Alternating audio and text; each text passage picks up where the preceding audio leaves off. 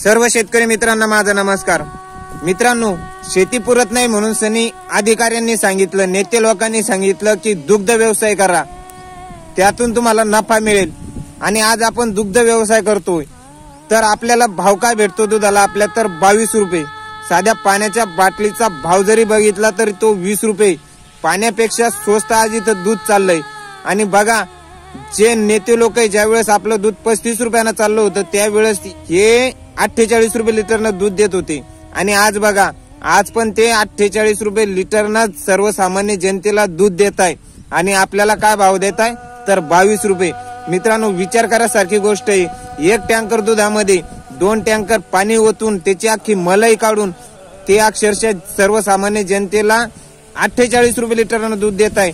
आणि आपण सगळे कष्ट करून जनावराला खादगी घालून अक्षरशः जनावरांच्या खादगीमध्ये सुद्धा 50% वाढ केली, ती केवळ या राजकीय लोकांनी। आणि आज आपल्या सर्वसाधारण जनतेला, सर्वसाधारण शेतकऱ्यांना जर कोणी लुटत असेल तर इथले नेते मंडळी, मित्रांनो, जे आज दूध महासंघ आहे ते पण ह्या नेते लोकांचेच आहे। या ठिकाणी कुठल्याही शेतकऱ्याचा दूध महासंघ नाही। जे राजकारणी लोक आहे यांनी आपल्याला धंदा तर करायला लाविला, पण सगळा याच्यावाला नफा अक्षरशः संघावाले घेत आहे। मित्रांनो, विचार करासारखी गोष्ट आहे।